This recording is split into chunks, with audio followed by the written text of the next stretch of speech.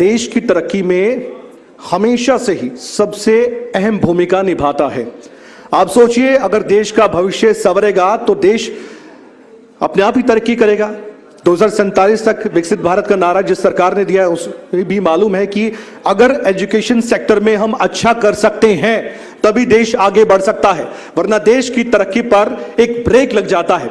इसलिए मैं अब आमंत्रित करना चाहूंगा ऐसी शख्सियतों को जिन्होंने अपने दम पर एजुकेशन सेक्टर को मजबूत करने में, खासकर गुरुग्राम में बहुत अहम योगदान दिया है। Pradeep Kaushik ji, chairman GAV international schools, आइए मैं आपको आमंत्रित करता हूं इस खास चर्चा के लिए, क्योंकि एजुकेशन सेक्टर में हमें और भी बहुत कुछ करना है।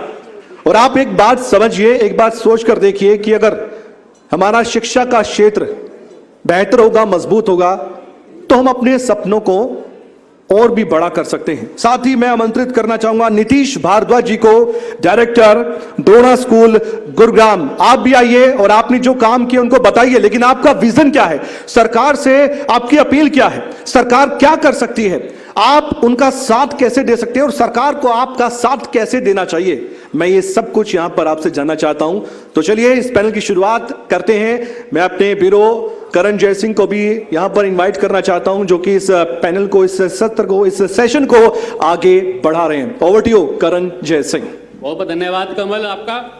हमारे साथ इस वक्त मौजूद हैं मंच पर जीएवी इंटरनेशनल स्कूल के चेयरमैन प्रदीप कौशिक और द्रोणा पब्लिक स्कूल से नीतीश भारद्वाज जी, जो डायरेक्टर हैं द्रोणा स्कूल के। बहुत बहुत स्वागत है आपका इस मंच पर। थैंक यू करण। प्रदीप जी, देखिए, हम सब जानते हैं कि स्कूल में शिक्षा होती है, पढ़ाई होती है, लेकिन क्या जीएवी इंटरनेशनल स्कूल में शिक्षा के साथ साथ बच्चों को सर्वगुण संपन्न बनाने का काम किया जाता है?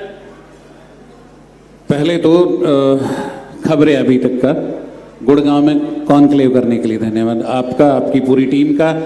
जो राजनेता बोल के गए उनकी शैली में ही माँ शीतला की धरती पे, गुरुद्वारों की धरती पे खबरें अभी तक की टीम चंडीगढ़ से यहाँ पहुंची। आप सबका स्वागत है। कॉन्क्लेव होते रहने चाहिए। डीटीपी मंडोलिया साहब बैठे हैं, सरकारी हैं, बीआर सीकरी जी बैठे हैं, विषम भारद्वाज जी बैठे हैं, संजय भाई साहब बैठे हैं, ये सारी कम्युनिटी, मेरी भी पूरी टीम है साथ। बहुत हद तक जरूरी है, जो अभी मंत्री जी भी कह रहे थे कि आपका चैनल ही या रूटीन में सोशल मीडिया ही लोगों तक अपनी बातें पहुंचाता है। तो शिक्षा के साथ संस्कार, जो हमारा लोगो कहता है, विद्या सर्वस्य भूषणम, तो विद्या सबका कहना है।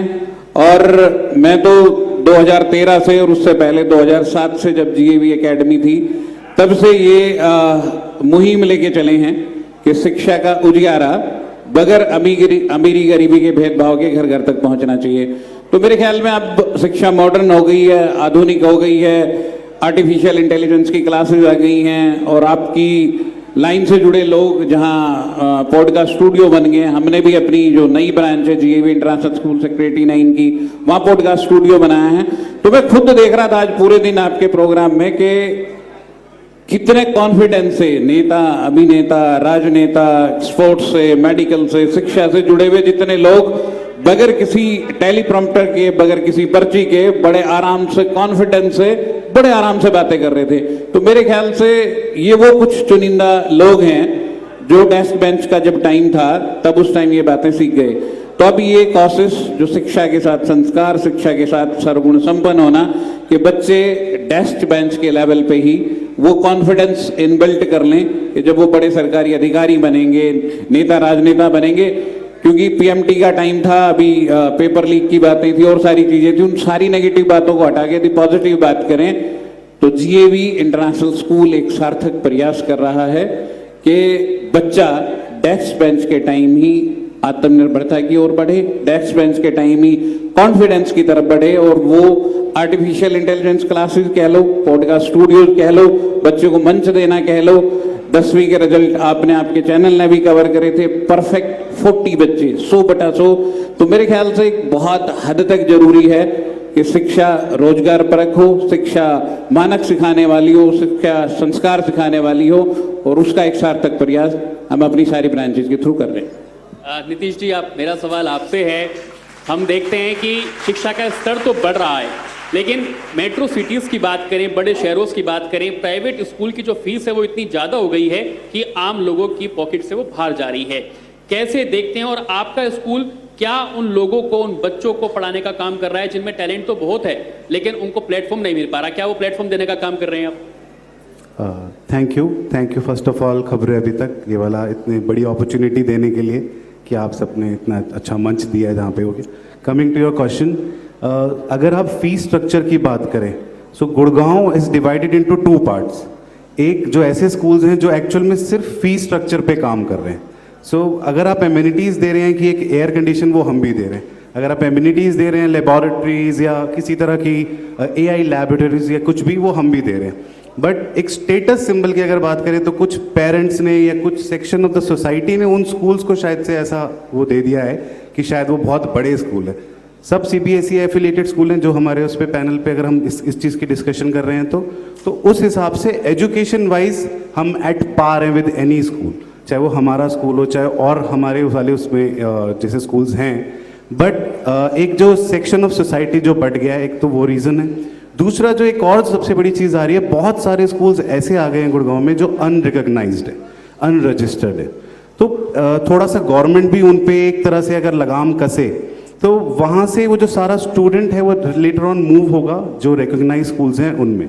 एंड जब हम फैसिलिटीज़ की बात कर रहे हैं, सो जिस तरह की फैसिलिटीज़ जो एक नॉर्म्स फॉलो होने चाहिए, चाइल्ड सेफ्टी नॉर्म्स से लेके चाहे वो एजुकेशन नॉर्म्स हों, चाहे CBSE ने जो हमें एक करिकुलम फॉलो करने के लिए दिया है, जैसे न्यू एजुकेशन पॉलिसी है, उसके अंदर बहुत सारे चीज़ें ऐसी हैं जो कि as school we are also learning, our teachers are also learning and we are incorporating in students.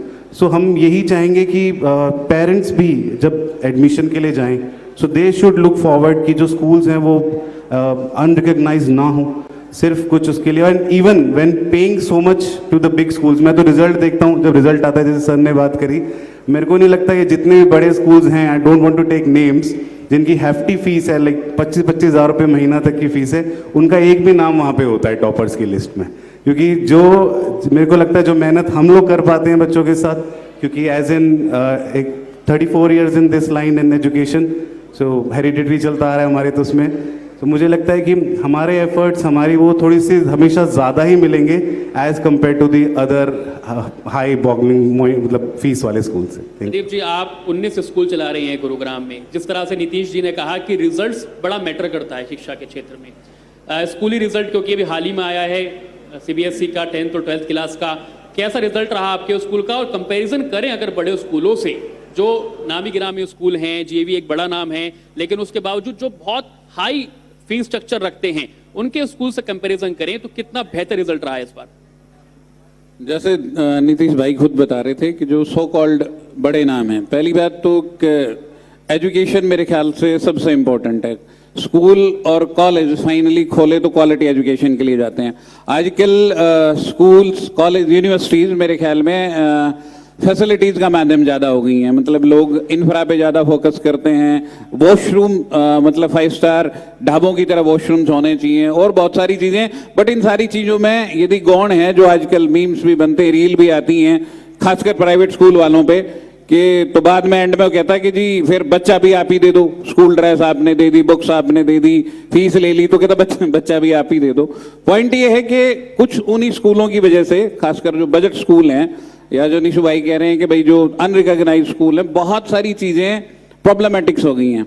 तो बहुत हद तक जरूरी है कि पेरेंट्स भी ये बात समझें, जो खासकर हम, जैसे आज मेरे सारे स्कूलों में PTM थी, तो PTM के साथ साथ क्यों ना पेरेंटिंग करी जाए। पेरेंटिंग सेमिनार्स होने चाहिए, जैसे बच्चों को डिजिटल ब्रेक मिलता है। लोग कहते हैं कि जब भी जितने बच्चे टॉपर आते हैं तो उनसे पूछते हैं कि आप सोशल मीडिया से कितना दूर रहे, मोबाइल फ़ोन से कितना दूर है, तो कहे मैंने 2 साल यूज नहीं किया। यदि इस डिजिटल ब्रेक को, यदि इसी फास्टिंग को, इसी व्रत को बढ़ाया जाए तो बच्चा सुबह 6-7 बजे बस में बैठ जाता है और 3 से 4 बजे तक स्कूल पहुंचता है, वो घर पहुंचता है वापस। तो 8 से 9 घंटे का डिजिटल ब्रेक है बच्चे का, जब वो फ़ोन के पास नहीं है।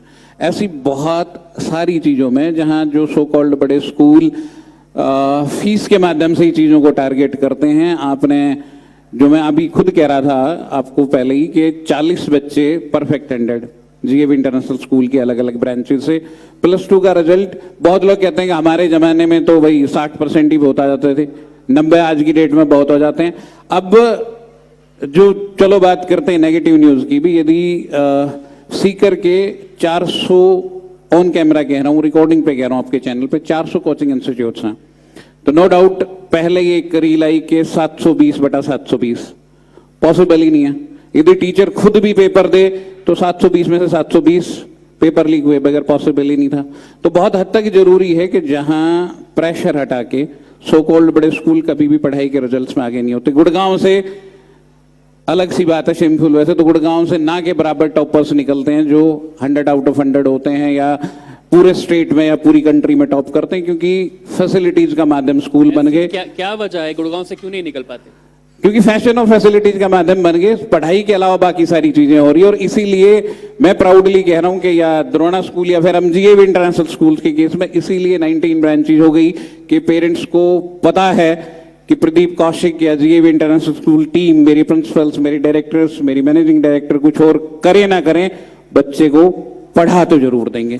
तो जो बेस है, तालियां हल्की तेज बजा सकते थे वैसे तो, कुछ और करें ना करें, बच्चों को पढ़ा जरूर देंगे, जिसके लिए बच्चा आज की डेट में यदि सीबीएसई जहां फिजिकल पनिशमेंट को मना करती है और बहुत सारी चीजें होती हैं, हमें उल्टा पेरेंट्स पीटीएम में कहते हैं कि जी अच्छे से लगाना, अच्छे से करना, क्योंकि जो आप कर सकते हो, जैसे हमने ग्रैंड पेरेंट्स डे मनाया और जो दादा दादी जिनके बच्चे पैर छूना छोड़ गए थे, अपनी बच्चे छोड़ गए थे, मतलब ग्रैंड चिल्ड्रन तो छोड़ दो, अब वो जब दादा दादी सेंटिमेंटल भावों के साथ आते हैं कि जब से बच्चा आपके स्कूल में आया है, तहजीब सीख गया है, गुड मॉर्निंग हटा के राधे राधे कहना सीख गया है, माँ बाप के पैर छूने सीख गया है, तो मेरे ख्याल से बहुत हद तक जरूरी है कि शिक्षा संस्कारवान हो, शिक्षा आदर्शों से जुड़ी हो।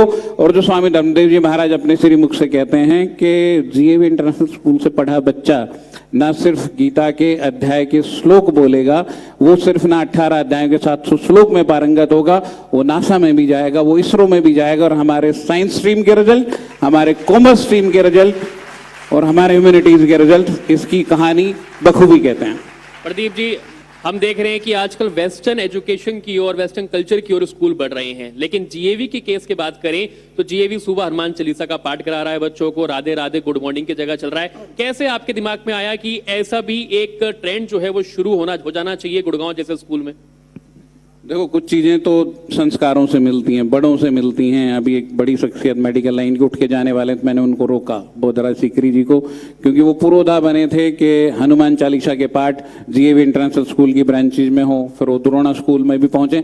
तो जैसे बड़े होते हैं उनका कुछ ना कुछ जीन्स का कुछ ना कुछ प्रभाव, जो आपके गार्जियन होते हैं, मुखिया होते हैं, उनका इम्पैक्ट तो आता ही आता है। पर क्योंकि ये ना हो जाए कि बच्चा हाँ सिर्फ मंदिर में ही मत्था टेक रहा है और पढ़ नहीं रहा, मेरी तो एक ईमानदार सी कोशिश है हर स्कूल में श्री कृष्ण भगवान राधा मैया का मंदिर बना के कि बच्चा स्ट्रेस फ्री हो जाए।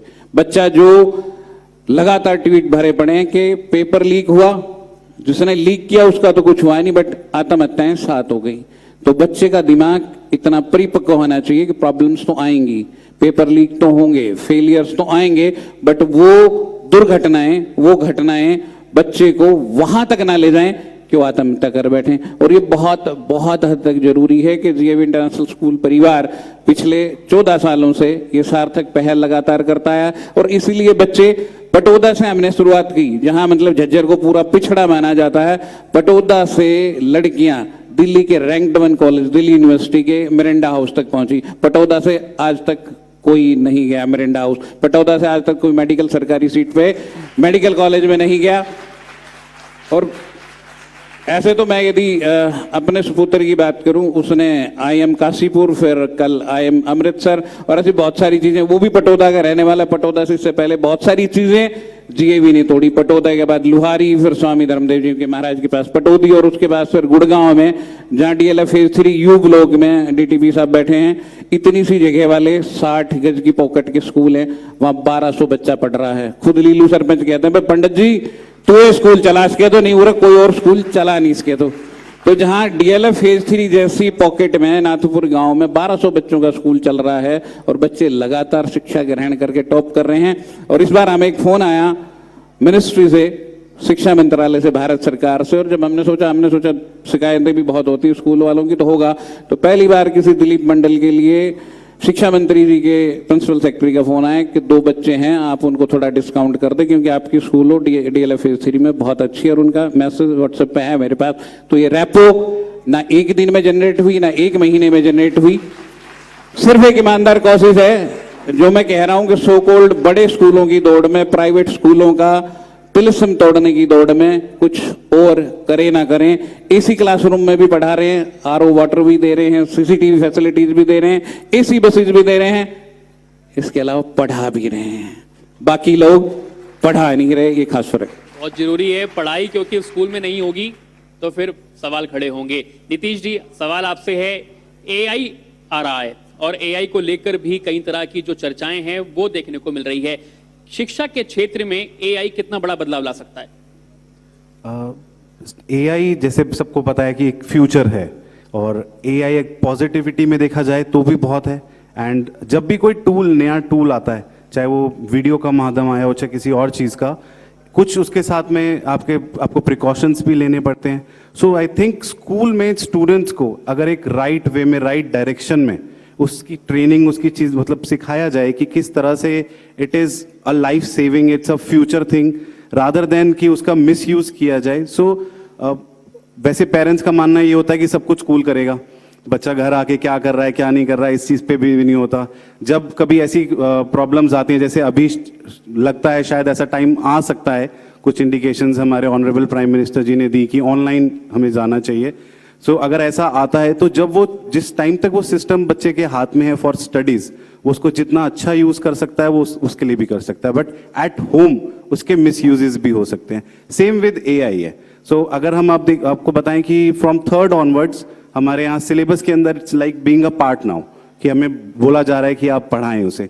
सो अगर हम 3rd ऑनवर्ड्स उसको एक सही तरीके से, एक सही मीडियम से ये नॉलेज स्टूडेंट्स में इनकॉर्पोरेट करते हैं, so I think in coming 10 years ये बहुत बड़ा एक रोल प्ले करेगा in shaping up of government. मैं भी रिसेंटली देख रहा था कि फॉरेन जो इन्वेस्टर्स हैं वो इंडिया से थोड़ा सा मूव हो रहे हैं, जैसे बिग कंपनीज, फेसबुक हो गया या आपका माइक्रोसॉफ्ट हो गया। So they are moving to Japan and China. उनका रीजन ये है कि इंडिया पे अभी AI जो है वो इतना एडवांस नहीं हुआ है, या use of AI has not reach that level जितना वो सोच रहे थे। सो इतना फॉरेन डेवलपमेंट जो अगर आ सकता है, सो उसकी ट्रेनिंग कहाँ से स्टार्ट हो सकती है? वो स्कूलों से स्टार्ट हो सकती है। एंड अगेन कमिंग बैक कि वही स्कूल्स इस चीज़ को कर सकते हैं जो इस चीज़ के लिए ऑलरेडी प्रिपेयर्ड हैं, सक्षम हैं, उनके पास ऐसी फैसिलिटीज़ हैं, ऐसे ट्रेनर्स हैं, ऐसी टीचर्स हैं, और जो खुद चाहते हैं कि उनके स्टूडेंट्स देश के लिए कुछ करें, हम एक मीडियम बने जिससे कि हमारा देश डेवलप हो। सो अगेन वही वाली सारी बात घूम के कि अगर आप ऐसे स्कूल्स देखें जो शायद से गली के अंदर 100-200 गज के प्लॉट में भी खुले हुए हैं, मुझे नहीं लगता कि वो AI की फुल फॉर्म भी ठीक से बता पाएंगे, उनको फिर पढ़ाना तो बहुत दूर की बात। सो वहीं स्कूल्स लाइक अस, GAV, हम आते हैं, स्टेप इन करते हैं कि हाँ we have taken this and will make it forward. और एक आई थिंक आप 9-10 तक आते आते बच्चों को काफ़ी अच्छा coding and everything they have learned already. So this is our this thing in. Pradeep ji, अधिकतर स्कूलों में AI लैब्स लग रही हैं, और AI लैब्स लगने से कितना बदलाव आने के चांसेस हैं? AI लैब, जैसे निशु भाई कह रहे हैं, आप भी पूछ रहे हो, AI लैब से पहले क्योंकि आपके चैनल ने कवर करा है, आप लोगों ने ही, मेरे ख्याल में रोहित सरदाना जी ने पहले जी न्यूज से उसको वंडर गर्ल ऑफ इंडिया बनवाया था, जानवी पवार आपके चैनल ने कवर करा। तो जब AI नहीं भी आई थी तब से GAV टैलेंटेड बच्चे तो ढूंढ रहा है, निखार रहा है। जानवी अकेली लड़की है जिसने पूरे भारत में 12 साल की उम्र में 12वीं पास करी और फिर वो GAV से करी। तो मेरे ख्याल ऐसे ही शुरू में जब हमने सेक्टर 5 में GAV से पहले स्कूल खोला था KJD, Kautilya zone of excellence, तो जो गूगल बॉय कौटिल्य के साथ ही खोला था। तो मेरे ख्याल से फिर से AI से पहले जो मेरा जोर रहता है उन्हीं डेस्क बेंच के टाइम में, AI भी फाइनली लर्निंग टूल है, AI भी फाइनली आपको पढ़ाएगी। आज मुझे यदि इस कॉन्क्लेव का एक प्रेस नोट बनाना है तो मुझे सिर्फ एक किसी AI टूल को कहना है, 2-4 नाम बताने, वो लंबा चौड़ा हिंदी इंग्लिश में सारी चीजें आ जाएंगी, बट वो सिर्फ एक असिस्टेंट टूल हुआ। मेरी कोशिश ये रहती है कि बच्चा क्यूरियोसिटी को ये जाने कि फाइनली ये हुआ कैसे।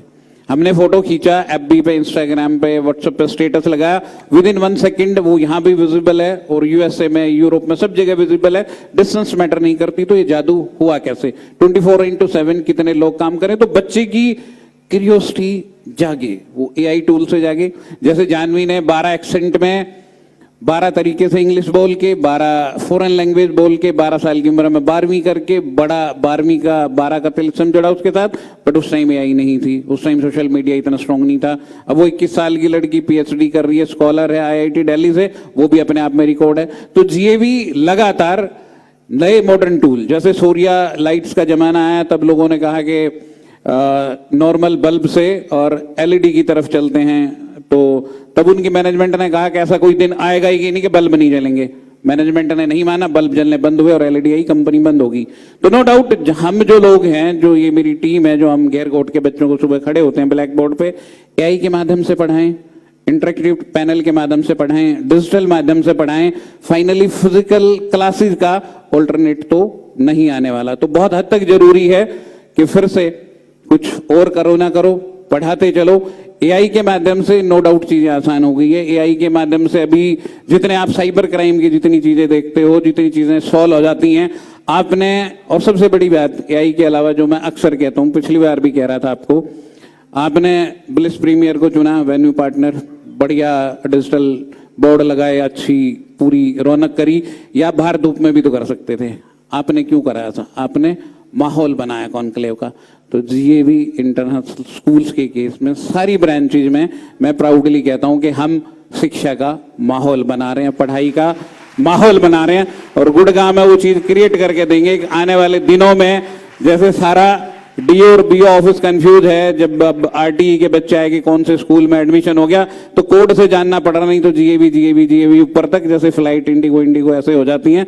तो उस तरीके से आने वाले दिनों में कुछ और करें ना करें, पढ़ाई को फोकस करते हुए पढ़ाते तो रहेंगे प्राइवेट स्कूल। हमारी शुभकामनाएं आपके साथ। एक इंटरनेशनल एजुकेशन प्रोग्राम होता है, उसके जरिए बच्चे जो हैं विदेश में जाते हैं, दूसरे स्कूलों में जाते हैं और देखते हैं। आप भी कई देशों में गए हो, दूसरे देशों का एजुकेशन सिस्टम इंडिया के एजुकेशन सिस्टम से कितना अलग है, कितना बढ़िया है? देखो, इंटरनेशनल एजुकेशन एक्सचेंज प्रोग्राम अभी हमें विषम भारद्वाज जी के साथ, जो संस्थापक हैं तोराना स्कूल के, उनके पुत्र हमारे साथ बैठे हैं। हम दोनों ही पूरी टीम के साथ दुबई गए थे, 2 महीने लगातार गए थे। और ये यदि खाड़ी युद्ध नहीं शुरू होता तो ये ऑलरेडी डिसाइडेड था कि 40 बच्चे जीएवी इंटरनेशनल स्कूल से और कुछ बच्चे द्रोणा से दुबई विजिट करेंगे और उसके बाद यहाँ आएंगे। तो हमने जो वहाँ के क्लासरूम प्रोग्राम देखे, वो एक जेन्युइन कोशिश थी कि यहाँ का बच्चा वहाँ जाके उनकी लर्निंग सीखे, कैसे स्ट्रेस फ्री, क्योंकि वहाँ रोजगार का प्रेशर नहीं है, क्योंकि वहाँ जो अरेबियन बच्चे हैं वो किसी और माध्यम में पढ़ रहे हैं और जो दूसरे स्कूल में किसी और माध्यम से पढ़ा रहे हैं। बट अब मौका है, 19 तारीख को डॉक्टर के खंडेलवाल हैं, बीएसजी के नेशनल चीफ कमिश्नर हैं, भारत स्काउट्स एंड गाइड के, आईएएस रिटायर्ड हैं, तो उनके तत्वाधान में अभी 19 तारीख को रशियन एम्बेसी के साथ हमारा इंटरनेशनल एजुकेशन एक्सचेंज प्रोग्राम है, जहाँ 3 ब्रांचेज के बच्चे 10-10 के बैच में 3 प्रिंसिपल्स के साथ जाएंगे। तो ये एक ऐसा मौका है, एक ऐसा प्लेटफॉर्म है जहाँ गीता एंग्लो वैदिक, गीता के रिचुअल्स, गीता के कल्चर्स के साथ हम एक नई पद्धति को अडॉप्ट करेंगे। साइंस लगातार पढ़ रहे हैं और वो बच्चे जो यहाँ से रसिया जाएंगे, यहाँ से पोलैंड जाएंगे, पेरू के साथ टाइप हुआ, कंबोडिया के साथ टाइप हुआ, तो एक ईमानदार सी कोशिश है, जैसे जैसे फ्लाइट्स रूट नॉर्मल होंगे, इंटरनेशनल एजुकेशन एक्सचेंज प्रोग्राम के तहत भी गुड़गांव के बच्चों को, जीएवी के बच्चों को कुछ नया तो देंगे। नीतीश जी, मेरा सवाल आपसे है, हम देखते हैं कि आजकल बच्चों में डिप्रेशन के मामले बढ़ रहे हैं, बच्चे अपने आप को स्ट्रेस में रखते हैं, इसमें पेरेंट्स का क्या रोल रहता है? क्या पेरेंट्स से बातचीत कम होती है बच्चों की, जिसके बाद बच्चे बड़ा कदम भी उठा लेते हैं? जी, जैसा आपने कहा, बहुत common anxiety depression has become, और जो न्यूअर जनरेशन है, जैसे हम जेन जी बोलते हैं, या अब तो आने वाले जेन अल्फा और जेन बेटा, तो जेन जी में ही अभी इतना ज़्यादा देखने को मिल रहा है। सो अल्फा बेटा के लिए तो बोलेंगे कि और ज़्यादा होगा कि सो पेरेंटिंग 2 तरह की हो गई है। Either the parent is very strict parent, और दूसरा जो मैंने देखा है, they are very soft parent. So again, जब आप देखेंगे the bigger schools, I am talking about the costlier schools, उस वे में बिगर, उनका जो पेरेंट है वो बहुत ही सॉफ्ट पेरेंट है। वो आज भी उस रेस में है जिसमें वो कंपैरिजंस कर रहा है अपनी, और वो चाह रहा है कि मेरा बच्चा दूसरे वाले बच्चे की तरह करे। सो अगर उसका बच्चा उतना ना टैलेंटेड है, या फिर टैलेंटेड हर बच्चा होता है, बट हम चाह रहे हैं कि अपने बच्चे को जबरदस्ती वो वाली हॉबी या वो वाला टैलेंट सिखाना जो शायद मेरे कलीग का कर रहा है, या मेरे बॉस का कर रहा है, या मेरे फ्रेंड का कर रहा है। सो ये वाला जो प्रेशर है, एक तो ये सॉफ्टवेयर पेरेंट, एक है हार्डर पेरेंट जो आज भी ये बिलीव करता है कि नहीं, शायद से मैं इसको स्ट्रिक्टली कहूंगा और मैं इसको डॉक्टर बनाना चाहता हूं, मैं इसको इंजीनियर बनाना चाहता हूं, तो ये क्यों नहीं बन रहा है या क्यों वो नहीं कर रहा है, एंड देन आइदर वो सब बच्चे पे डाल देते हैं या सब स्कूल पे डाल देते हैं। सो पेरेंटिंग नीड्स, जैसे सर ने सबसे पहले क्वेश्चन में कहा था कि पीटीएम हमेशा सिर्फ बच्चे से रिगार्डिंग नहीं होनी चाहिए, वो पेरेंटिंग से रिगार्डिंग भी होनी चाहिए, कि पेरेंट्स को भी अवेयर करना चाहिए। हम एज इन एक स्टूडेंट का जब एक रिपोर्ट कार्ड देते हैं, so it's not only the marks, हम उसकी पूरी पर्सनैलिटी देते हैं।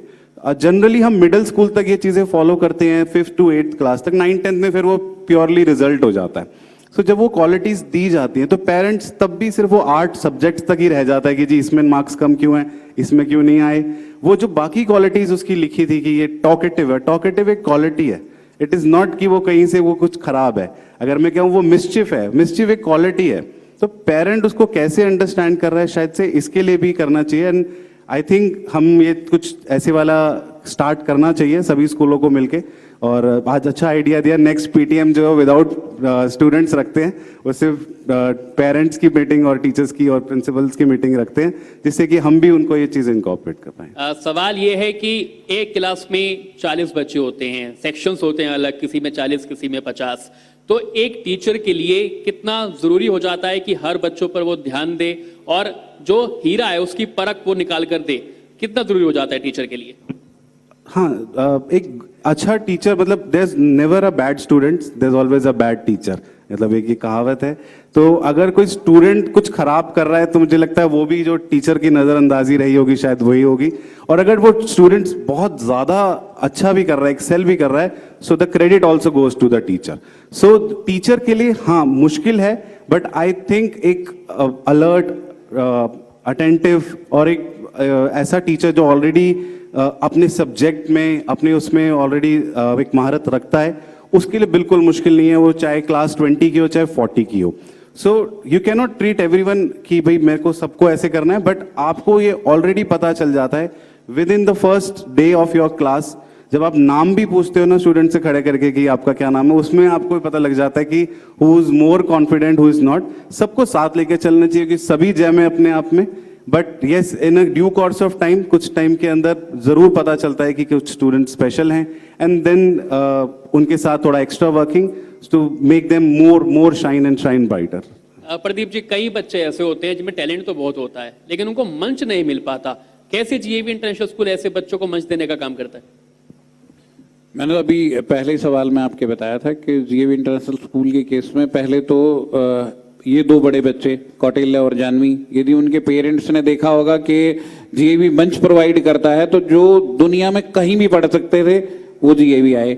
अब नई पहल के साथ जो मैं कह रहा हूँ, जो सो कॉल्ड बड़े स्कूल इतने सारी फीस के साथ करते हैं और लगातार आप मीडिया वाले लगातार चीज़ें हाईलाइट होती हैं कि नोएडा बेस्ड मीडिया वालों के बच्चे कहाँ पढ़ते हैं, नोएडा के कौन से स्कूलों में पढ़ते हैं और उनका फीस कितनी है, मिनिमल सी फीस रख के, और चाहे सरकारी तंत्र से किसी का फोन आए, विधायक जी का फोन आए, मंत्री का फोन आए, किसी और मीडिया कर्मी साथी का फोन आए, पहली बात तो हम फीस के चक्कर में नहीं पड़ते, जितने तरीके से मदद हो सकती है और ऑन रिकॉर्ड, क्योंकि विषम भारद्वाज जी विषम पितामह बैठे हैं, यूडाइज के थ्रू सरकार को इन्फॉर्मेशन देनी पड़ रही, तो ऑन रिकॉर्ड 400 बच्चे तो वैसे ही फ्री पढ़ा रहे हैं। तो जब आप स्कॉलरशिप देते हो तो टैलेंट तो नो डाउट अपने आप निकल के आता है, बट क्योंकि जमाना है, मॉडर्न सिटी है, मेट्रो सिटी है और गुड़गांव, क्योंकि सारे नेतागण कह गए कि मिनी भारत है, तो 89 ऑयल ब्रांच से, नई ब्रांच से शुरुआत करी पूरे डिजिटल क्लासरूम्स की इंटरेक्टिव पैनल्स के साथ, और उसके साथ फिर अब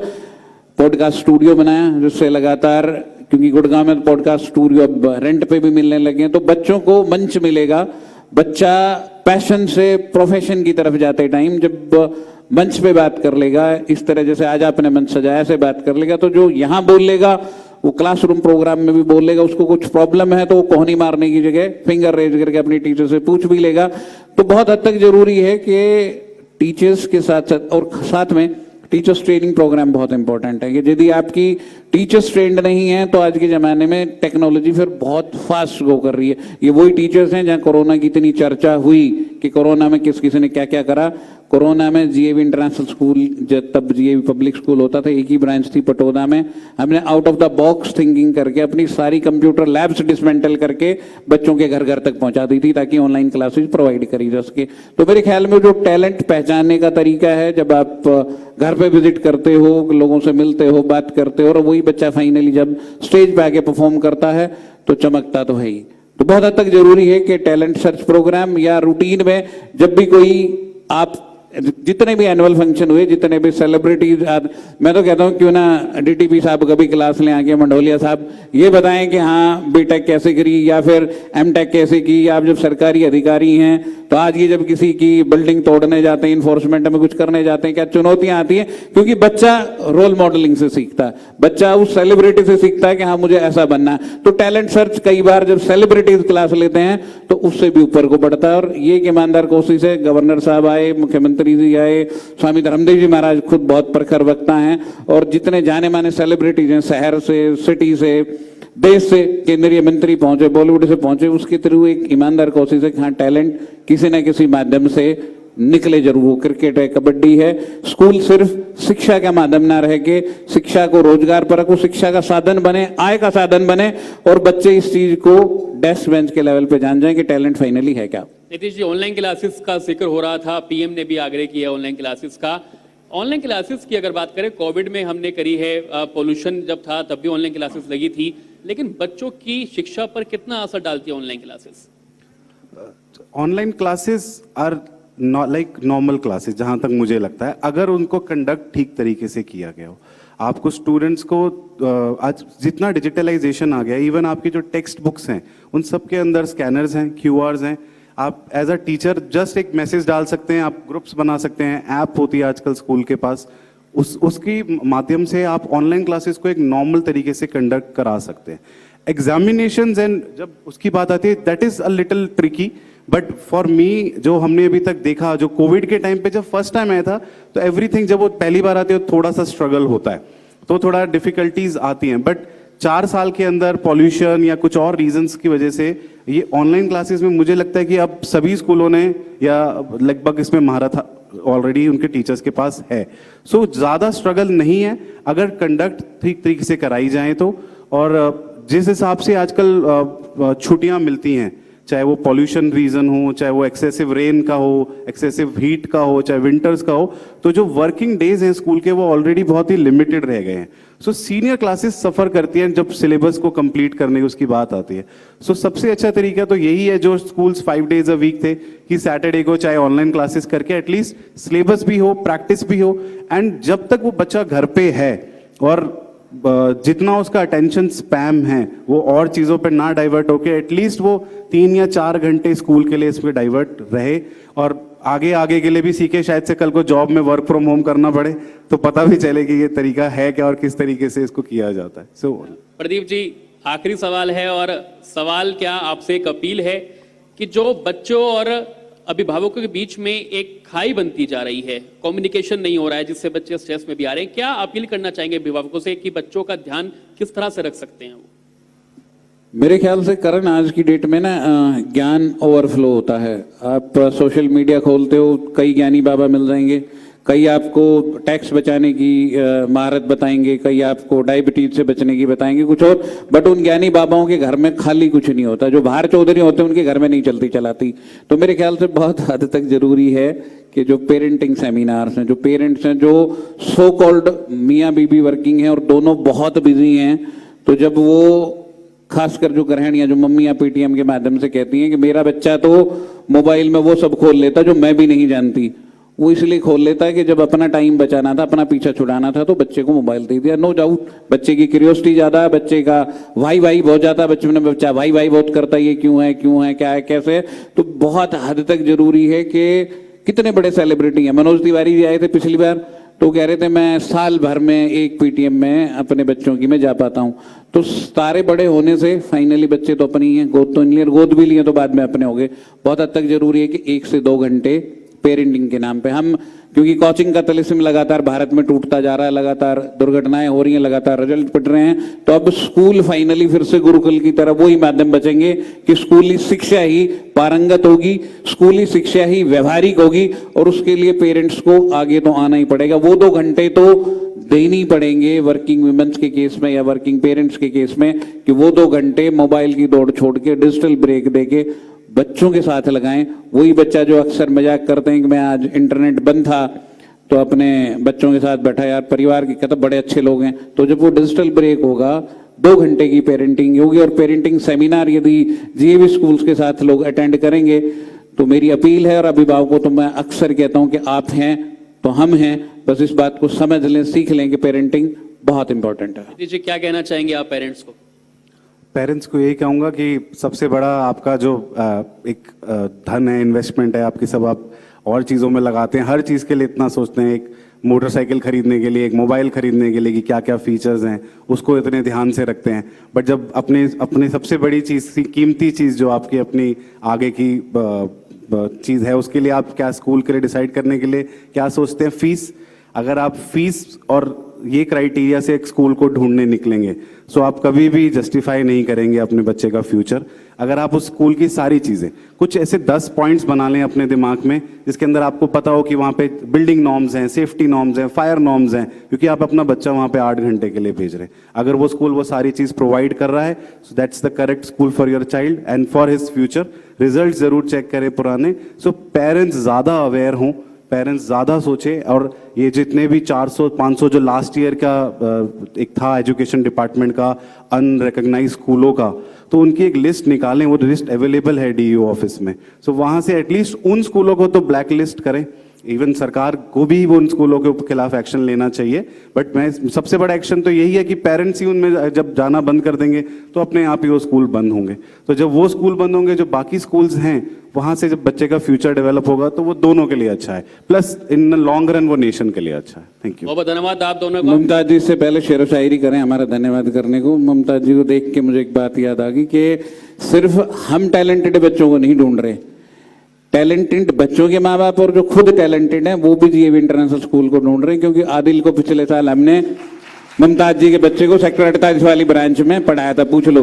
तो टैलेंटेड बच्चे और टैलेंटेड बच्चों के पेरेंट्स भी जीएवी इंटरनेशनल स्कूल को ढूंढ रहे हैं। बहुत बहुत धन्यवाद। खबर है अभी तक प्रदीप जी आपका, बहुत बहुत धन्यवाद। नीतीश जी आपका, आप हमारे देश के भविष्य को तैयार करने का काम कर रहे हैं, बच्चों को काबिल बनाने का काम कर रहे हैं। बहुत बहुत धन्यवाद आपका।